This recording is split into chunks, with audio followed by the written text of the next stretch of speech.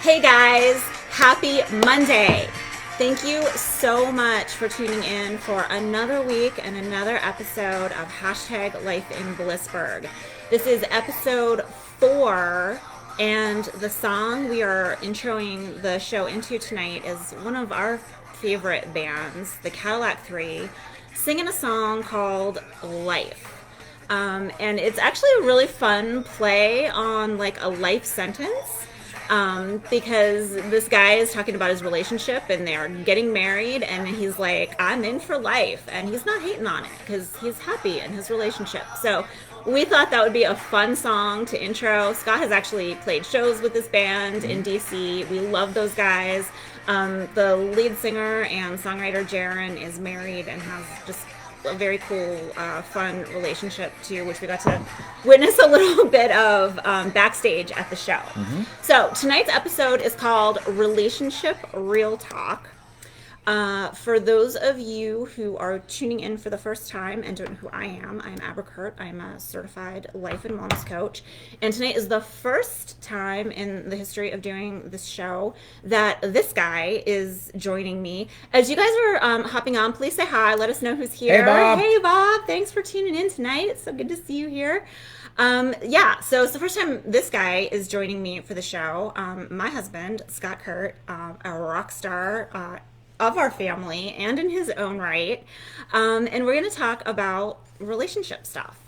And I, as a life coach, like I get relationship questions all the time. I work with clients who are dealing with some, relationship things and trying to learn how to communicate better and all of that kind of stuff in their own lives. And so we thought like it would be fun to talk about some relationship things here in this space with you guys. And like I said, I'm a certified life coach, life and wellness coach. He's not. He just plays one on TV. No, just kidding. I'm on. Hi, Mama Vicky. As you guys are hopping on, please say hi, give us a wave, let us know you're here. We're so excited to be doing the show together tonight, and we were just doing a little bit of an introduction on who we are and why we're here. Say hi to everybody. Hi, everyone. Thanks for joining us on this rainy Monday night down here in Virginia. Oh my gosh, rainy? Yeah. So let me just tell you how thankful I am that this guy rolls with the punches and just kind of flies by the seat of his pants with me. Hey, you guys. Hey, Johnny. Hey, Trace. Thanks so much for hopping on. We are having like an epic thunderstorm. It's kind of quiet now, but earlier it was like thundering and lightning, and our power went out, and like it was one of those nights we're doing the first time we're doing the show live together. And we're making dinner early because we might eat early and get that over with before the show. And I literally am taking a plate of food out of the microwave because we're having leftovers, and I dumped the entire plate of food down the front of me. She did. True story. And so it's, on me, and it's on the floor, and so I have to go, wash all my clothes, and he has to clean everything up. And so it's just one of those nights where like so many things that could have gone wrong, went wrong, lost power, all the things. Here we are. But we're here. You guys are. Yes. We made it. Hey, Georgie. We powered through, and here we are. That is a lame joke. Aunt Pat is watching with Mom. Hi, Aunt Pat. Thank hey, you Don, guys how are so you? much for being here. Let's see who else. Donna, Don. Hey, you guys. So yeah, it's the first time Scott's joining me for a show. Mm-hmm. We're talking about relationship stuff. I do the show because I'm a certified life and wellness coach, but why do we feel qualified to talk to you guys about relationships together? So I want to talk a little bit about that before we dive into like all the things we're going to share with you tonight. But for those of you who don't know, we've been married for 8 years. 8 years. Yep. 8 years in April. We celebrated our anniversary in the middle of quarantine. Still haven't been able to go out for dinner, but someday we'll be celebrating his birthday, anniversary, Mother's Day, Father's Day, all the things in one dinner because we missed all of that. But we'll see Scott again Thursday. Yes, this guy does his own Facebook live shows with his music on Thursday afternoons at 4 o'clock, Thursday happy hour. So yeah, we've been married for 8 years. We've had a lot of ups and downs in those 8 years. Like we crammed a lot into those 8 years. Mm-hmm. And like, the traditional, we wrote our own vows at our wedding, but like the traditional things, we've been like richer, we've been poorer, we've been, sick and healthy and all the things. And we've learned a ton along the way. And we are hoping that we gained some wisdom from that, and we think we did. And wanted to share some of those learnings with you guys tonight. Yeah, and I think too when we, sometimes if we're being goofy, we'll post a picture on Facebook or whatever, and people will hashtag relationship goals, and that always makes us smile and Yes. laugh. So hopefully, some of what we have to say tonight will resonate with you, and we'll go from there. Yeah. All right, guys. Let's do it. What are we going to talk about tonight? We have a whole packed hour for you guys. We are going to do some relationship myth busting. Yes. Busting those, that's breaking. I thought they blew stuff up. Do they blow stuff up on that show? Let us know. If you guys watch Mythbusters, do they blow stuff up or do they break things? I don't know. One of those shows, they blow things up. Anyway, so we're going to do some relationship myth busting. We are going to talk about super fun date night ideas. And at the end of the show, we're going to have a lightning round called It Takes Two. And that's going to be a lot of fun. And oodles more packed all in the middle of that in between. So, do you have something else to tell the people? Well, I want to just mention that in the description of the Facebook Live, there is a tip jar, and we're taking 10% of that, and we always give it to a charity. And I'll talk more about the charity later in the show. But for right now, what you guys can do is keep hitting those hearts, keep comments, keep the conversation going during tonight's show. And the biggest thing you can do is hit the share button, because that shares it out to people in your Facebook feed. So just take 1 second right now and hit that share button. That'll help us spread the word and get more people on here, more engagement, more fun for everybody. So thank you guys very much if you can do that. Yes, thank you. We so appreciate it. I always also get a piece of email or a message or something from somebody who catches the show on replay or their friend shared it, and they'll always say something like, "Oh, this one part resonated with me, and I'm so glad I saw it." And they'll sign up for an email list, and they'll come back and watch the next episode. So thank you guys all for always being here with us, for sharing this out, for helping us to build this community, because it means so much. To me, it means a lot to this guy, and it means a lot to the other people who watch the show and are able to get something of value out of it and take it back into their own lives. So thank you for that. And thanks, Don, for that comment. I'll pay you later for that. What was his comment? Oh, you got, yeah. See, we totally will. No, thank you, Don. We love you so much. And it means a lot to us that our dearest friends show up for us both every week on a regular basis as well.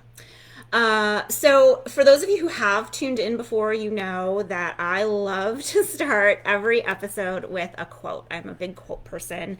For those of you who haven't tuned in before, I start every episode with a quote before we dive into the content. And before I share this week's quote, I have to ask, where are my This Is Us peeps? Who watches This Is Us? This girl watches This Is Us.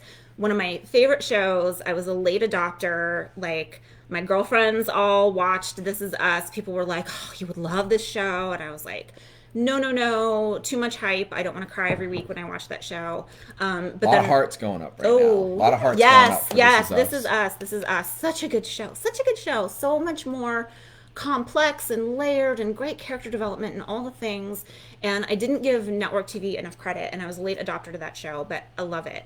And so let us know if you watch the show. Let us know who your favorite couple is, too, on This Is Us, because there's all the great relationships, all the great couple relationships in This Is Us. And people always tell me that they think he's like Jack. And in all the good ways, yes, but I'm also like, Jack died, y'all. Oh, spoiler alert. I don't think that's a secret. But yeah, I'm like, don't wish that kind of luck on us. I like to think we're Beth and Randall. He doesn't watch the show, so he has no idea what I'm talking about right now. But yeah, This Is Us. So the quote that I want to start with this week is from a character on This Is Us, and it is from Jack, and it goes like this. You find your soulmate, you get married, you stay together until you die. Period. I mean, that's the goal, right? And then there's like all the other stuff in the middle that goes into making that work, and what the show does so brilliantly of showing the, layers and layers and layers and generations of all the characters' lives that made them the people that they became. But I love that quote because it's so simple, yet all of the in between the lines things are so complex, and we're going to talk about some of those between the lines things tonight. Hey Jenny, hey Trish, how are you guys doing? Thanks for Hey, hopping on here. awesome. It's so great to see you guys. Thank you so much. I see some crossover here with people Mm-hmm. from your Thursday shows. Mm-hmm. Thank you guys. It means so much to us that you hopped on and are interested in hearing what we have to say. But yeah, I can't recommend This Is Us enough. Like, I was a late adopter. Love the show. Love, love, love it. Jack in, so many ways right here, but only the living ways. So let's get started. We are going to start our talk about relationship real talk with some relationship myth busting. And there's a lot of like crappy advice out there when it comes to relationships, right? And some of them you kind of hear time and time again, and they almost become cliche. But we picked four of the biggest ones. It's episode 4, and we picked four of the biggest myths that you hear time and time again about relationships, and we're going to bust them up tonight, and you're going to get us started. Yes. So myth number one is opposites attract. They don't at all, ever. It's scientifically proven opposites do not attract. You can't perform, or you can't have a successful relationship or friendship unless you share similar values and views as the other person does. And I think people kind of misinterpreted opposites attract in ways that, say, if I didn't like, or say I never cooked. Okay, let's say that. And she loved to cook. We met, we got together, and she started cooking a lot, and I had never cooked before, so I didn't have an opinion either way. And now I like cooking because she showed me how to cook and we enjoy cooking. If I were to say, before I met her, I didn't cook, but now I cook, so I guess opposites attract. That's not really right because I didn't have an opinion of cooking and she loved it. Now, if I hated cooking, like despised every little bit of cooking, and she loved cooking, that is opposite. And if I was like, I'm never going to cook, we're going to eat takeout every night, and she was like, I'm never going to eat takeout, we're going to cook every night, then that would be a problem. That is an opposite. It wouldn't work. And that is where I think people can sort of, look at that the wrong way, saying, oh, well, opposites attract. And not really, because like I said, I didn't have an opinion on cooking before I met her, but now I love it. That doesn't mean opposites attract. So that is myth number one.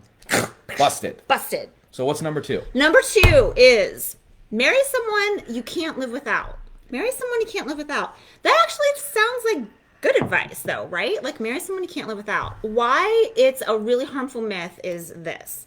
I think words matter. I think words matter a ton. We talk about our self-talk stories and all the things in other episodes and in our life coaching work.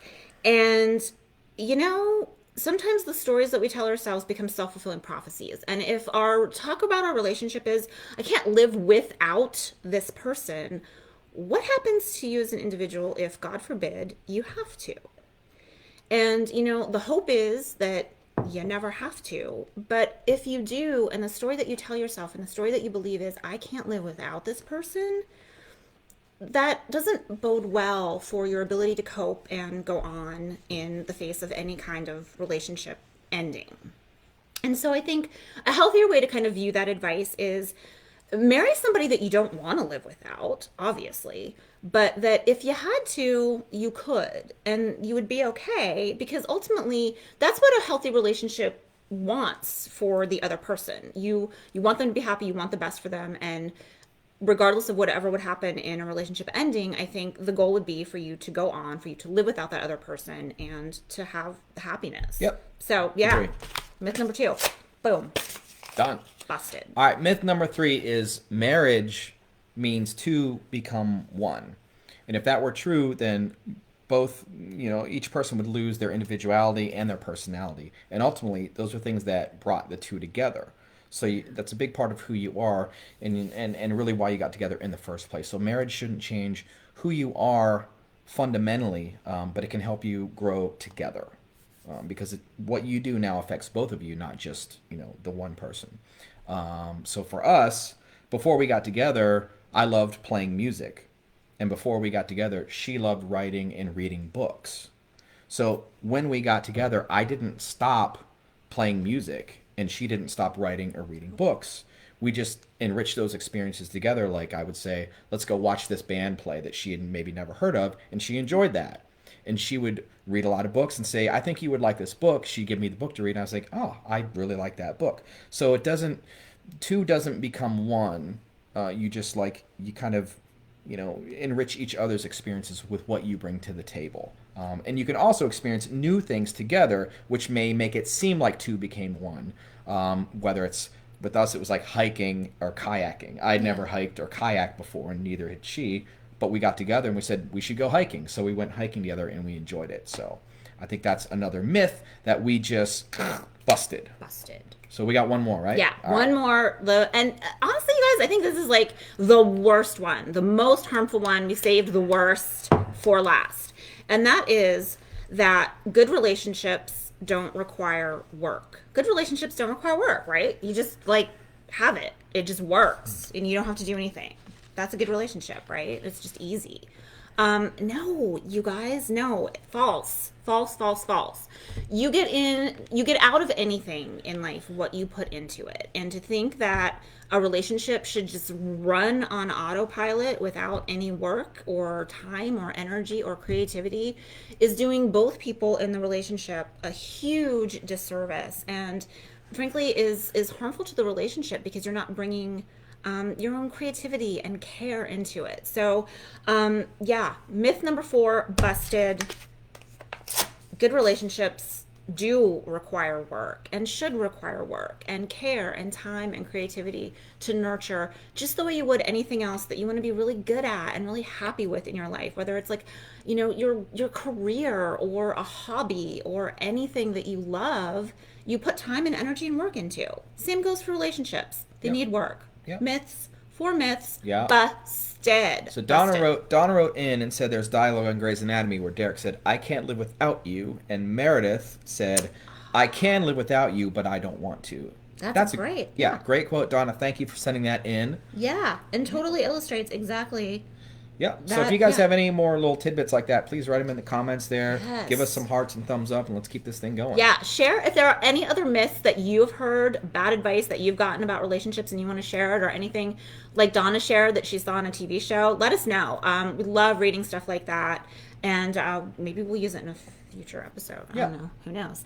Okay. So the next thing we are going to talk about is kind of the biggest chunk of the content that we put together for this evening. And I'm going to start by telling you guys a little story about our wedding reception. Because at our wedding reception, so for those of you who know us or maybe don't know us, we didn't get married here in the Northern Virginia area. We eloped. We had this whole planned elopement thing in Nashville, and it was just the two of us. It was literally just the two of us and the guy who married us and the people at the venue, and and our photographer and all the things. But we had a party back here at home a couple months later with friends and family, and instead of a guest book at our reception, we had I found a designer on Etsy who made custom recipe cards. And what we asked our guests to do at our wedding was actually write a recipe for a happy marriage. And we had all these blank recipe cards made up. And we asked them to put the ingredients and directions, and we had our little initials down here in heart, B+S. Yep. And with best wishes from, so everybody could sign their name. And that's what we did instead of a guest book. And we keep these things, you guys, because we have a box of all of our memories and fun, cute things. And we pulled these out because we are going to share what we believe is our recipe. And we've taken a lot of this stuff with us through the 8 years that we've been together. And we've added a couple of our own over time, but some things like these are gold. So my mom's recipe card said, my mom's old school. She actually gave measurements with hers. I think she's the only person who actually put like 4 cups of things and half a cup of this. But my mom said 4 cups of love. So that was the biggest ingredient.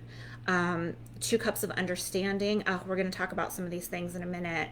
3 cups of loyalty. Yeah. What do you got, babe? Well, one that my mom wrote us says 1 tablespoon of patience, 1 tablespoon of happiness, and a heaping helping of love. Yeah. So, thank you, Mom. Thank Thank you. We are going to talk about so many of those things are on our recipe cards still. The recipe card that we're going to share with you. Donna, you're here. This is your recipe card that you wrote out for us at our wedding. You told us that we would need communication. Oh yeah, that is on the list. Compromise, that too, and wine and bubbly. And I love that because yeah, there's a lot of wine and bubbly. In fact, we're sitting in front of our booze cabinet and wine fridge, so the backdrop for like everything we do. But yeah, so these were awesome. We looked back on these recipe cards when we were writing our own recipe for Relationship Bliss to share with you guys tonight, and we were amazed at how many of these things made the list that we made and then put together to make our bigger list. Yeah, and here's one more from Aunt Pat, who was watching with Mom, and she wrote love, time, and communication, which we're all talking about tonight. So thank you, Aunt Pat. Yes, thank you guys. So let's get started. So we already said we pulled a lot of those things already into the list that we're going to share with you guys.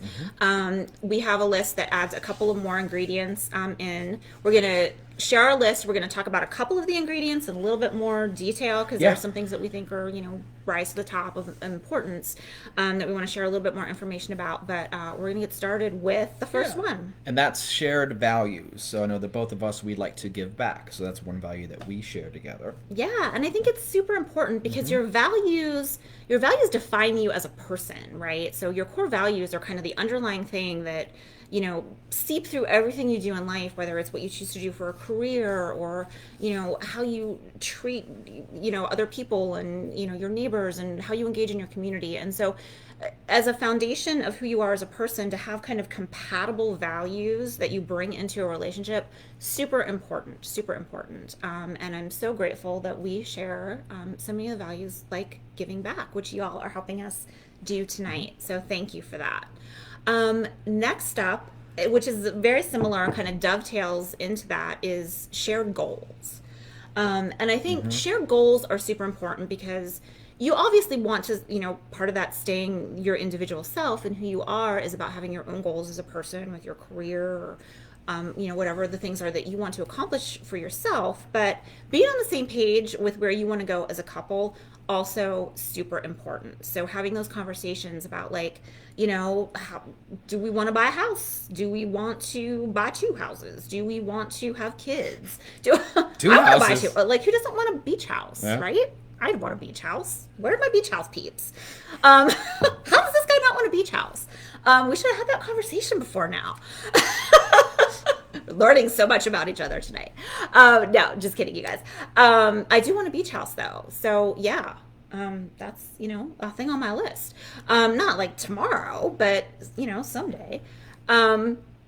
So yeah, shared goals. So being on the same page, saving money, together, having a home, starting a family together, we obviously had the shared goal of raising 4 fur babies together, and I don't think we had a number in mind. It just that's where we are right now, and that number has fluctuated over time. But having furry little kittens to play with and love is something that we love to nurture and do together. So shared goals also super important. And next is another ingredient is communication, and we're going to do a little have a little bigger conversation for some of these topics, and communication is one of them. So yes, we're going to dive into that. Communication is super important, and also something that I used to do professionally. I was a paid communicator for a Fortune 500 company. I taught communications courses at Georgetown University.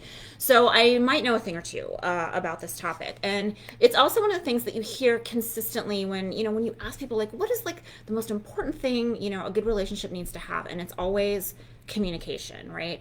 And it's also the lack of healthy communication is where a lot of couples can really get way off track. And so we wanted to share some tips and thoughts around healthy communication.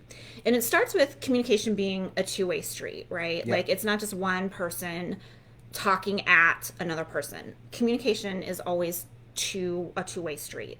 And so for me, I love to group things, by threes. And so for me, that two-way street, each person needs to do three things for healthy communication. Okay. And I'm going to share what I think those three things are. All right. And it starts with the person who's like delivering a message. So you have an issue you want to talk about, right? So say like, for like 3 months in a row, Scott has been really poorly loading the dishwasher. And I finally just have to break down and have a conversation with him about it. Because I reload the dishwasher every day. And so I am person one. I am delivering the message of, hey, babe, let's talk about how we load the dishwasher. And so I approach the conversation with mindfulness, which we've talked about in past episodes, but really mindfulness boils down to two things: purpose and intention. So what is the purpose of my communicating this message to Scott, and what do I want to get out of it? How do I want to show up in this conversation? So in a conversation about loading the dishwasher, my purpose is I want to not have to reload the dishwasher all over again after he reloads it. So I want to, share my message that I think we need to maybe alter some of the ways we put dishes in the dishwasher. I'm saying the word dishwasher a lot. And I'm showing up, with not, non-judgment, which is the second thing on my list. So you show up with mindfulness, which is purpose and intention, and non-judgment. I'm not coming in at him all like, how do you not know how to load a dishwasher by now? That's just not helpful, y'all. So you want to come in with like non-judgment. Like, I'm sure he, knows how to load a dishwasher, and maybe he's doing it, quickly, or not really thinking about maximizing the space or whatever it is. But I'm not coming at him with like accusations of, maybe he just wants to waste water and run the dishwasher, 3 times a day. So mindfulness, non-judgment, and honesty.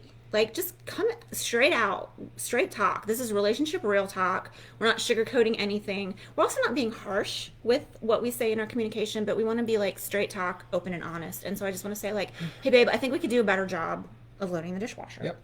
So I'm mindful about how I approach the interaction. I'm non-judgmental, and I'm just honest about my feelings about the subject. So the person who's getting the message, what can they do? The person who's getting the message. So these are three more things on the two-way street of communication.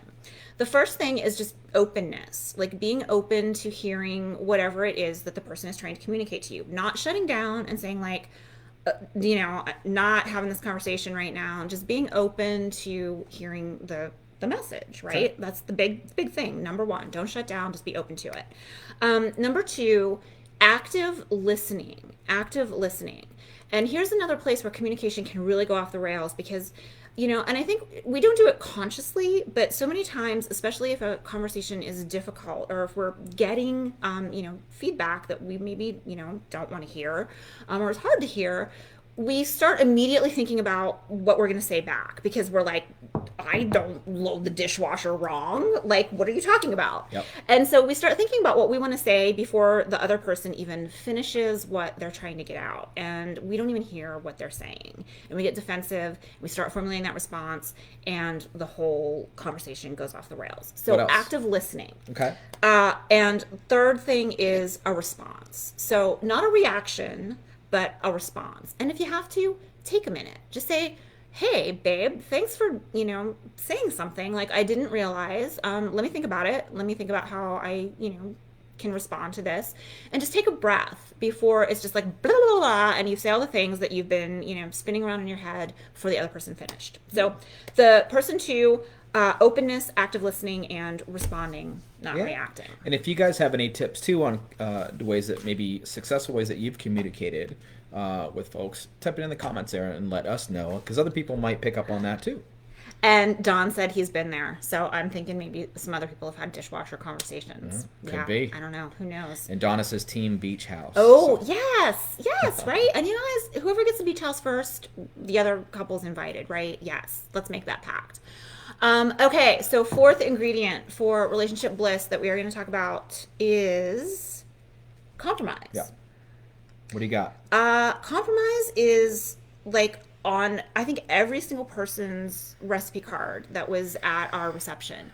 But what compromise isn't, first of all, it's not like compromising yourself. It's not compromising the values that we talked about at the beginning. It's like, I want pizza tonight and he wants tacos. And so, I don't know, we get Chinese food. Or, or you say, okay, we just had pizza 2 nights ago, so let's do tacos tonight. Or, we just binge watched 7 seasons of the Gilmore Girls, so now he's picking Game of Thrones. And I'm like, okay, that's cool. Like, he picks a show. Yeah. Or whatever you watch on movie night. It's not something that compromises your values or compromises who you are or harms anyone. It's just like, it's give and take, right? It's just give and take. It's natural give and take in a relationship, and realizing that one person can't always have things their way. Yep. That's it. Compromise. Yep.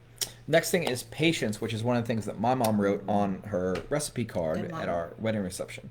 So patience, and that's harder for some people than others, because some people can get frustrated, if you're waiting in line at the grocery store, or if you're waiting in line at the movie theater, or waiting for your table at a restaurant. Okay, some people can get really frustrated with that. Some people are totally fine with it. So basically, you have to, if you don't have patience, it's something you probably want to work on. And it's like any skill or muscle, the more you use patience, the easier it will become to put it in place. So basically, they have the old thing of, just count to 10, and it really works because it gives you some time away from sort of your, impatience. And some people say take 5 deep breaths, which also helps. Anything to give you time to sort of collect yourself and have some patience, calm down a little bit instead of losing your patience. And you can also focus on what triggered you to lose your patience. Think about that, like if we go back to, the dishwasher.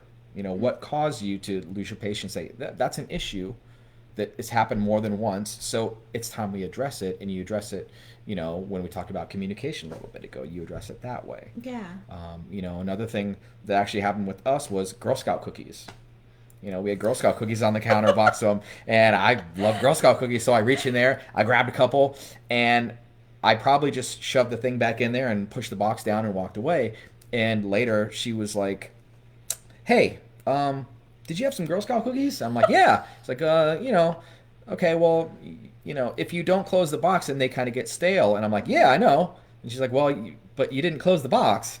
And so that was on me. And she didn't say, why are the Girl Scout cookies box open? What happened? What did you do? It wasn't like that. There was good communication there. I realized, like, wow, it takes about 2 seconds to properly close the box, and I'm a dummy for not doing that.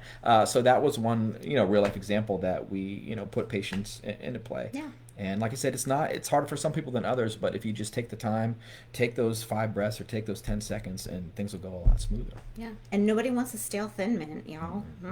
No. Close the box. What is next? Next is playfulness. Such a fun ingredient to Relationship Bliss. And, all it means is just, have a lighthearted approach. Like, have some fun, lighthearted banter. You can't just be all like communication and compromise and patience and all the very serious things, and you look like that like Amish couple with the pitchfork or whatever. I don't even know. Are they Amish? Is it a pitchfork? No, I think they're just like homesteaders. Okay. It is a pitchfork. It's farmers, right. So anyway, you can't be pitchfork people.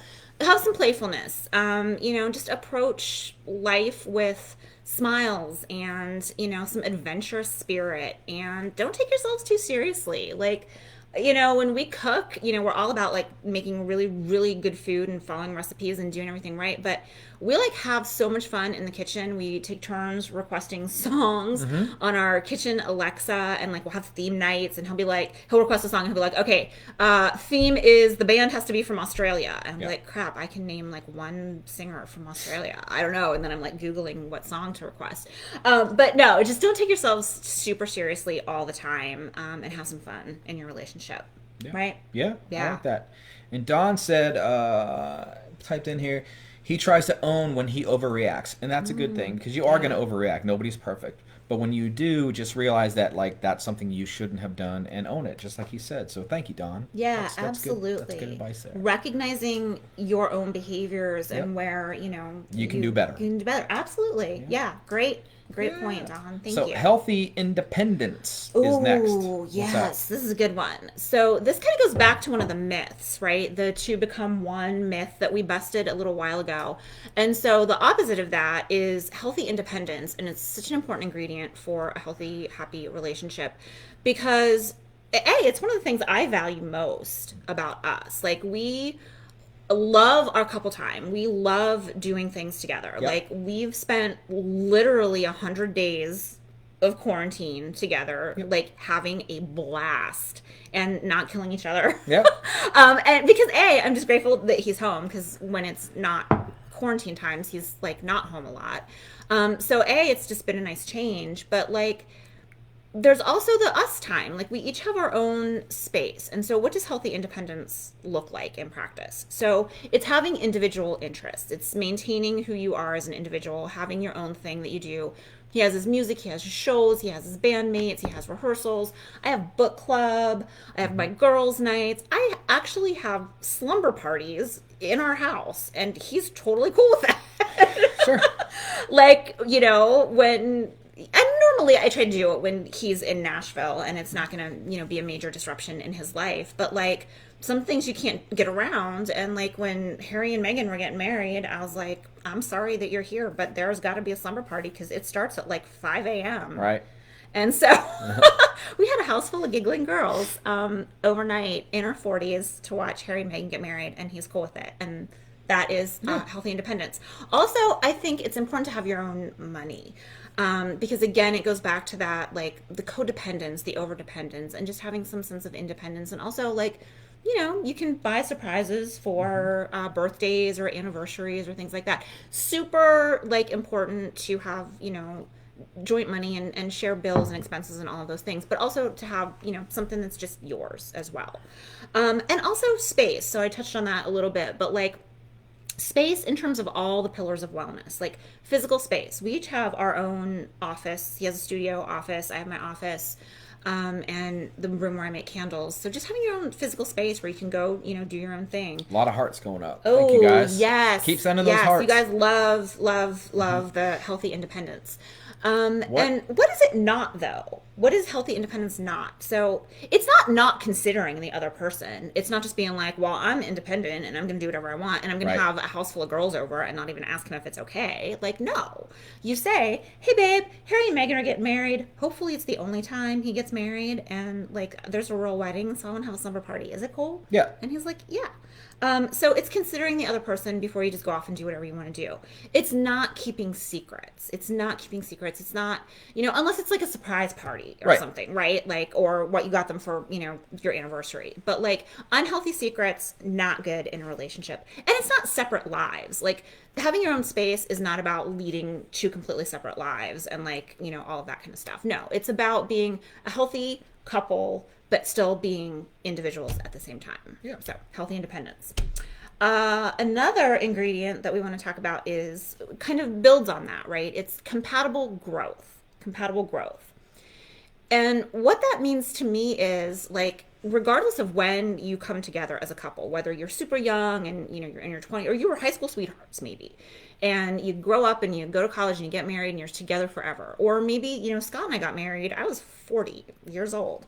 When we got married. Yes, y'all, I just aged myself. But regardless of when you come together as a couple, you are going to grow and change and evolve over time. And sometimes that time might be a really long period of time. Sometimes it won't, be as long, but there's a constant forward motion in an individual, and you're learning new things and you're becoming, right? Like, my book club and I just read Michelle Obama's memoir Becoming, and that was a theme of an episode a couple weeks ago. Mm-hmm. And so the goal is that you grow as an individual, but you grow in a way that's compatible together. So having compatible growth that still works together over time, and that you're both evolving as people, like, not just one person is and the other person is still, the same person they were at the age of 25 or whatever, because that's kind of sad for the amount of life experience that somebody's accumulated over time. But hopefully you're growing and evolving and becoming new versions of yourselves and doing it in a way that still works together. So compatible growth. Yeah. Therese says consideration of each other. Good point. Ooh, And yes. Donna says that they had good food for the slumber party, and they shared with me, and they did. So Yes. thank you. Yes, we did. There was a lot of cheese. So coming up next is showing up. That's showing up for the other person. This can mean some degree of sacrifice, but in a strong relationship, it goes both Yeah. ways. So your support to your partner means more than anybody else's support of them. A good example with us is I think it was 2, maybe 3 years ago. It was her birthday, and a show opportunity came up for me with a national act coming through Washington D.C. And I told her about it, and she said, "Well, you have to take the show, of course." So it's not her ideal, perfect birthday to be spending it at a music venue.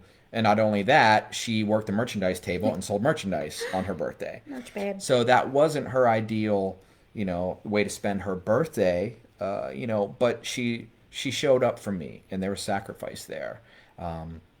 And last year, I'm sure you guys know, and if you don't, you should, that she makes the most awesome candles in the world ever. Oh, And she has sweet. shows that she goes to. Mm-hmm. And there are two shows that have been really successful. She's been really successful at these two shows for a couple years now.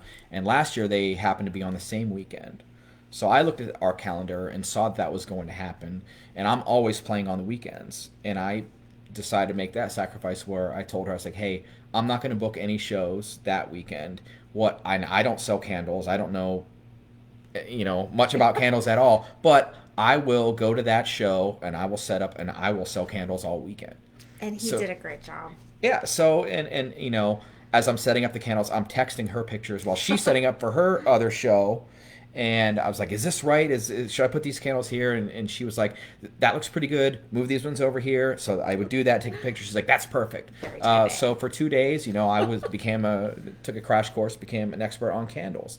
So that was me sacrificing and showing up for her because I wanted to show her that I support her as much as she supports me. So that is showing up for the other person.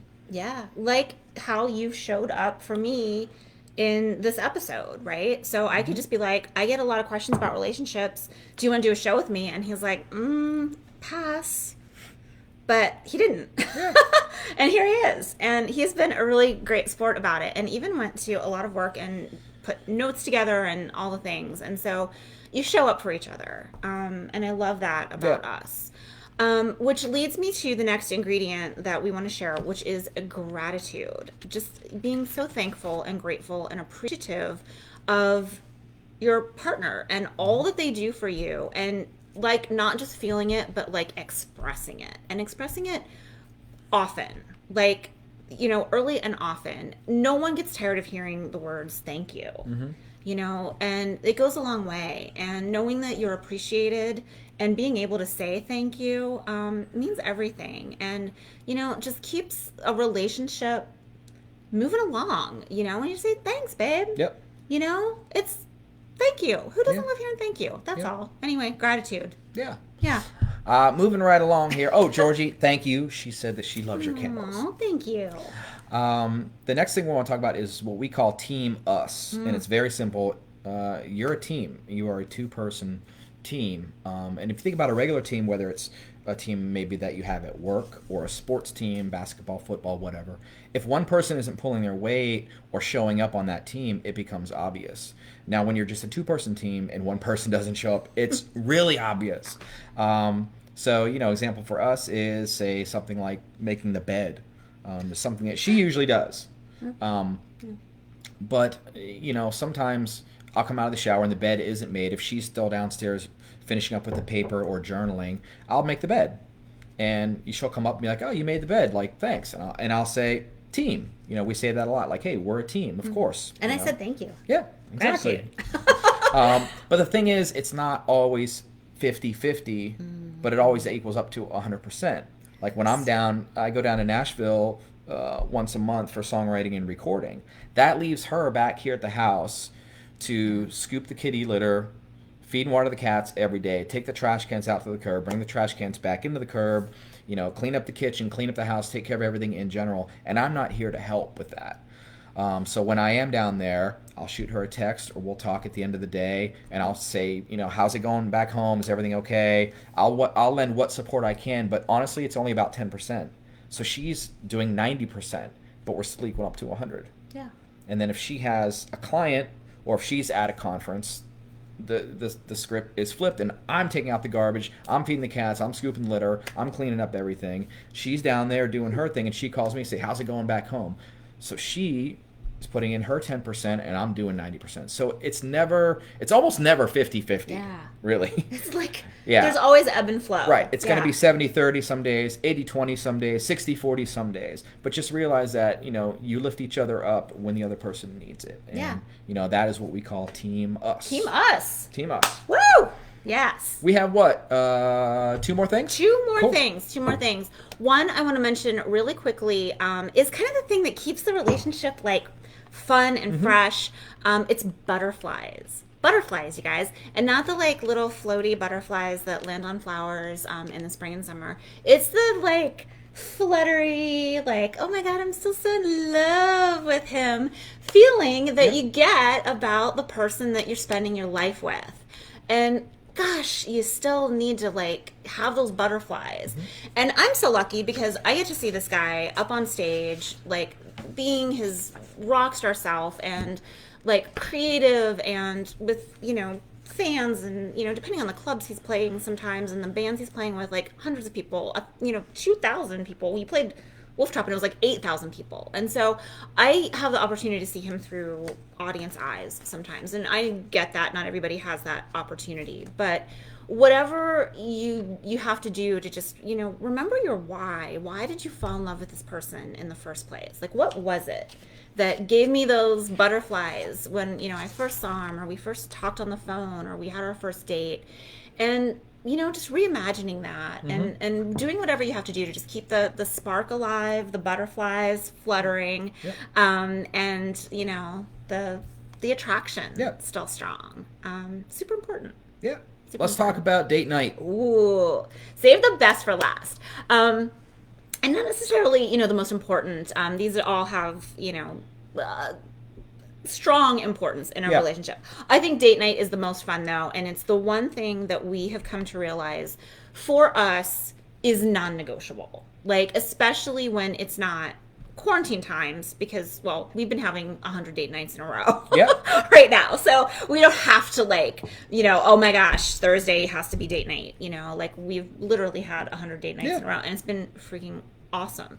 But when it's not quarantine times, he, as he mentioned, like he's in Nashville for a week at a time sometimes. He plays shows like 4 or 5 days a week and isn't here. And we realized unless we are intentional about setting aside one night a week to connect and have a date night, it's not going to happen. Yeah. And so it's like the myth about relationships don't take work. Like you have to just make that appointment with each other and say like, this is our non-negotiable time together.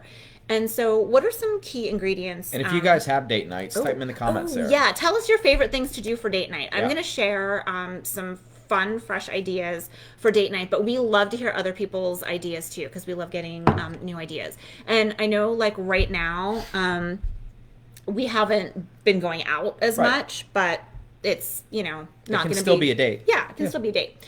So date night is just the two of you. I know with kids, it can be hard.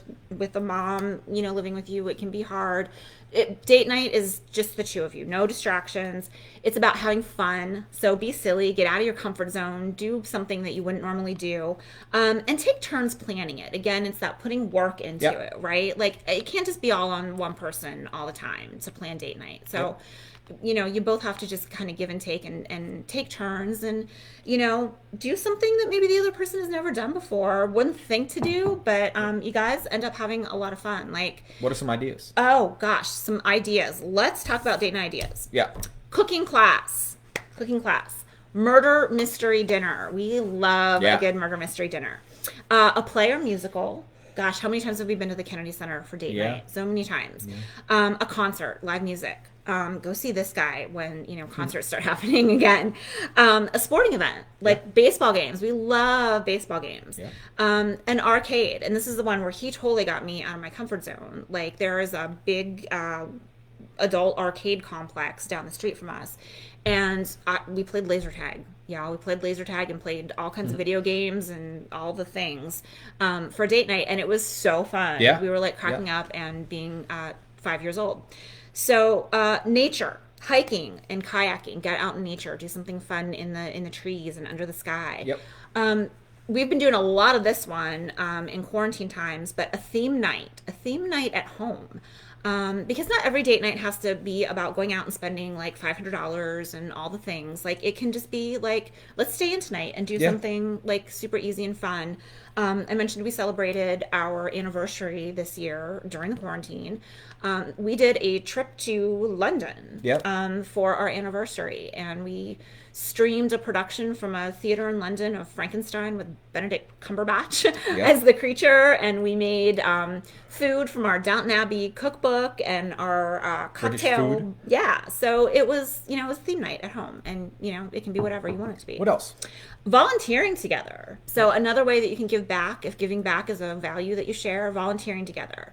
Another one that we love, like a wine or beer tasting. They have cider. We did a cider tasting. Mom likes cider. Summer. Oh, yes. She does like cider. So something fun like that. Trivia nights. This one you want on your team for trivia night. Trust me. He carries our team on trivia night. But trivia nights are always fun.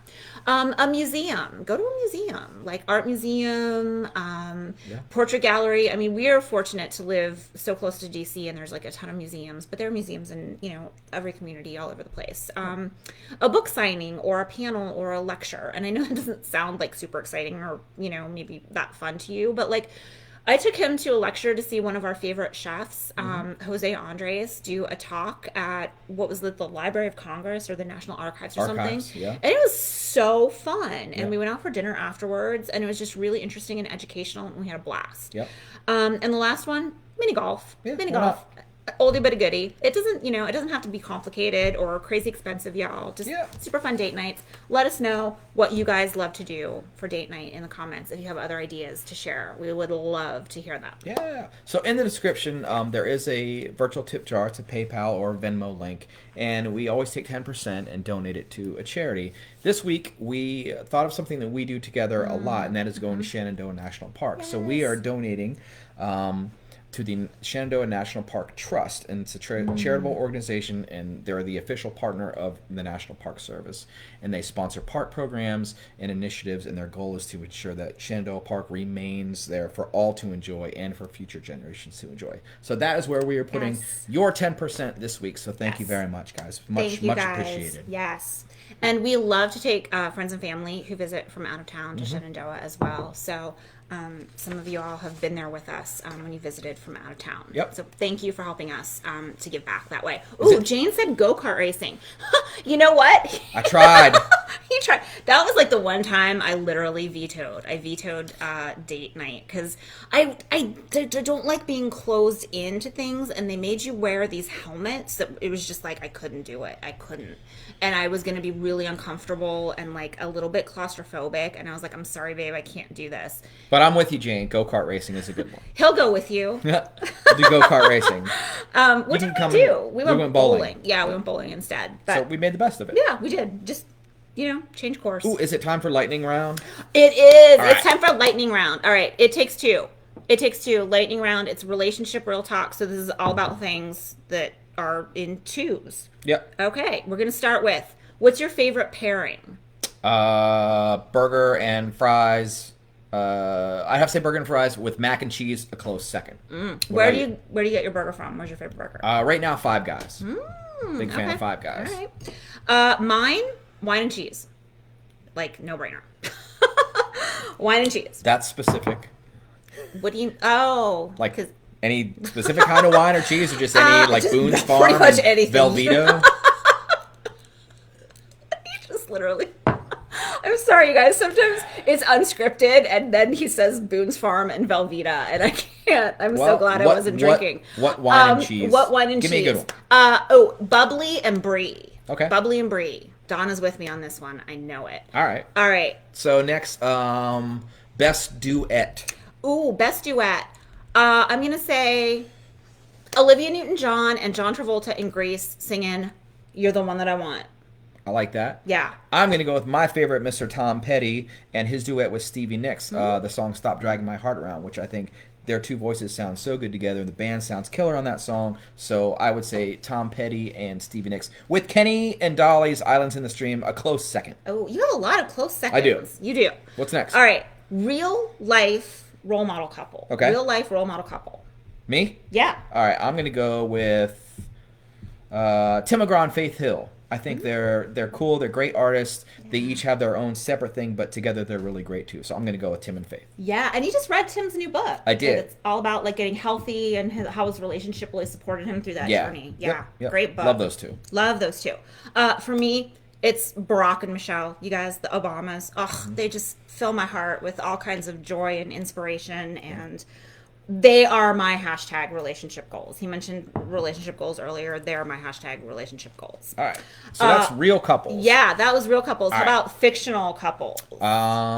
Fictional. I'm going to go with the TV show with this one. I'm going with Eric and Tammy Taylor. And you may not know who they are, but they're from the TV show Friday Night Lights. He was the football coach and his wife. They had a great relationship, very fun, and they were both independent people, but they support each other. So if you haven't watched the TV show Friday Night Lights, not the movie. The movie's good too, but the TV show focuses more on like the Taylor family. So check out Friday Night Lights if you are. I think it's on Hulu. So check that out if you're looking for something to stream. Friday Night Lights. It is not just a football show. So it's I love very that good. show, and I So, don't really. I mean, I like football, but Yeah. So I'll go with Coach and Tammy Taylor. What about And you? who are the actors? So it was Kyle Chandler and Connie Britton from Nashville. Yep. Played Tammy. Yep. Yeah, love those two. Love them. Fictional couple. Mine obviously is going to be from a book, right? I'm going to have to go with Elizabeth Bennet and Fitzwilliam Darcy from Pride and Prejudice. What else am I going to say? I made my book club read that book in February for Valentine's Day. My favorite fictional couple. Cool. Yeah. Well, that was lightning round, right? No, we're not done yet. Ooh. So, well, we did a book and a TV show. What right. about favorite couple from a movie?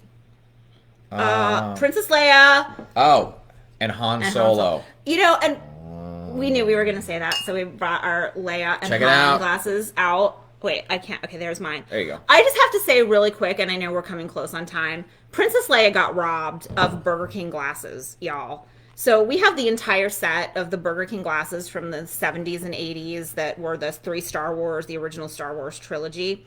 And there's Han is like on 3 of them. And I was like, where's the Leia glass? And never realized before, she's like a supporting character. It's actually the Lando glass. He gets the description on the back. And she's just a supporting character over here. Robbed. On just one. Robbed. Princess Leia didn't get her own glass. Women just robbed. Oh, thank you, Bob. Donna says wine and cheese, too. Yes! Donna, anything specific? Team wine and cheese. Or just What's your wine and favorite? cheese? What's your favorite? Mine was bubbly and brie. And we have one more lightning round question. Okay. Your ideal date night. What's your ideal? We just gave people 57 ideas. What's your ideal date night? Mine's more of an ideal date the whole day. And for fun. us, it would be driving up to Shenandoah National Park, and on Skyline Drive, you see all kinds of animals. We've seen a ton of bear, deer. We even saw a bobcat one time. It's very cool. So it would be driving along the road, bear watching, and then going for a hike in the woods up in Shenandoah, and then finishing off with dinner at the lodge at Shenandoah. So that would be my ideal day/date night. So what about you? So much fun. And again, fits right into our charity for the night of Shenandoah National Park Trust. Mine isn't just like a one thing either. So there's so many, and we have so much fun. It doesn't matter what we do. But for me, I think I have the most fun when we're both doing something that we've never done before, or at least one of us is doing something that we've never done before, and the other person is getting like super excited because they get to like introduce something new, or they came up with this fun new idea, and it's just a blast, and you get out of your comfort zone and you do this thing and you have fun together and you laugh and get to be silly. And then obviously there's like a meal in there somewhere because I need to be fed and have my wine. So good food and wine in conjunction with doing something new together. Good. Yeah. Lightning round. Done. Yeah, good job. Yeah. I like that. All right. What's next? Ooh, winding down the night, I just want to share some relationship resources with y'all. Some things that we have used to get to know ourselves and each other better as a couple. One is, and you guys, it's kind of funny and cheesy, but it's really valuable. And that's like, know your love language. There's a book, and I meant to have these things here, and I didn't bring them downstairs. I meant to have visual aids, and we have, Luke and Leia glasses, but I don't have the actual resources with me. But Love Languages, it's a book, and there's an online quiz. So if you just Google Love Languages quiz, and you're in a couple, take the quiz, find out your love language, because it not only helps you get to know yourself a little bit better, but knowing your partner's love language, it helps you recognize how to connect with each other better, and like what your person needs in a relationship to feel more fulfilled and happy. And we took the quiz together, and we actually came out, we have the same dominant love language. So it will tell you like what's your dominant love language, and then if you scored high in like another category. We scored really strong in one dominant love language. And what was our love language? That was quality time. Quality time, you guys, which is why we're all about date night.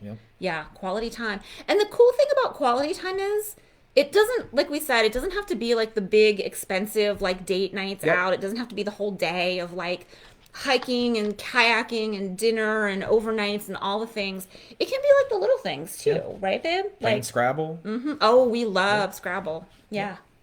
Cooking dinner together. So the little things, but as long as you feel like you're getting quality time, that's our love language. There's 5 love languages altogether. So take the quiz, read the book, find out Christine, yours. Thank you. We miss hanging out with you and TJ. Hope you guys are good. Thank you. It's so great to see you here. Thank you for being here with us. Yes, we can't wait. We can't wait. It's just one of our favorite things to do as a couple is like hang out with other couples. Hang out with Bob and Michelle and Don and Donna. Bob, Michelle, Don, TJ. Christine, TJ. Like, we miss you guys so much, and we cannot freaking wait for like life to, kind of pick back up again and do things with people and not just on a Thank you, Therese. Appreciate that. Yes, thank you guys. We're winding down here. We are. We're a little bit over. We are a little bit over. 2 more resources, super fast. The other one is this journal thing that we did. And again, I meant to have visual aids, but I don't. But it's called the What I Love About You Journal. And I'll share these in the show notes. I'll publish these tomorrow. But it's literally a hardback little book. And it asks you like all these questions about your relationship, like from your first date to how you met to like what you love about each other, your favorite picture of each other, like draw the person's heart. And I remember drawing yours, and it was like a guitar, a kitty, and I think a wooden spoon for cooking or something like that.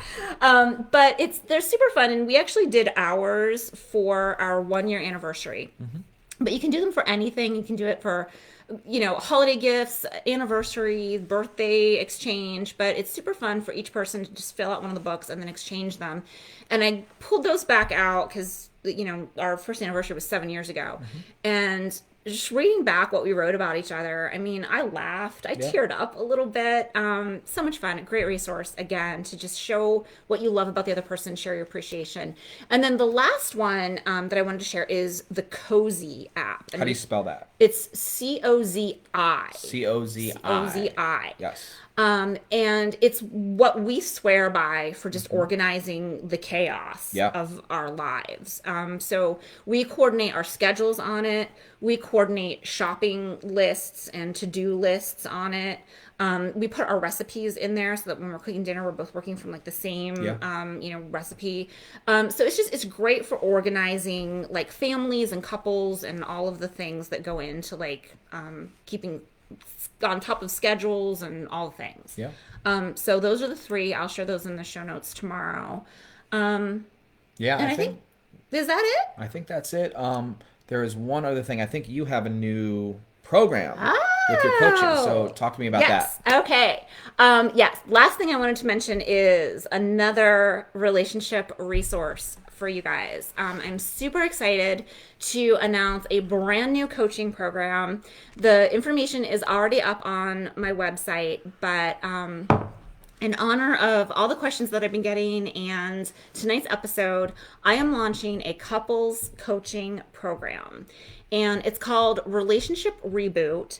And it's really for any phase of a relationship, whether it's newlyweds figuring out how to do the married thing together for the first time, or a long-term couple who is, figuring out how to reignite the spark or work through some communication issues, or or maybe a couple that's not married and trying to figure out like how can we be more compatible when we, take the plunge down the road. Whatever stage of a relationship, it can work for any couple. It's a 6-week program. It's called Relationship Reboot. The information is on my website at lifeinblissburg.com/relationship reboot. Cool. So if you think we can help you or a couple you might know, do us a favor and help spread the word. Yeah. So thank you guys. Thank you guys. It has been so much fun spending this Monday night with you. Thank you for being here. We love you guys. Be good to each other. Be good to yourselves. And we'll see you next week. See you later. Good night.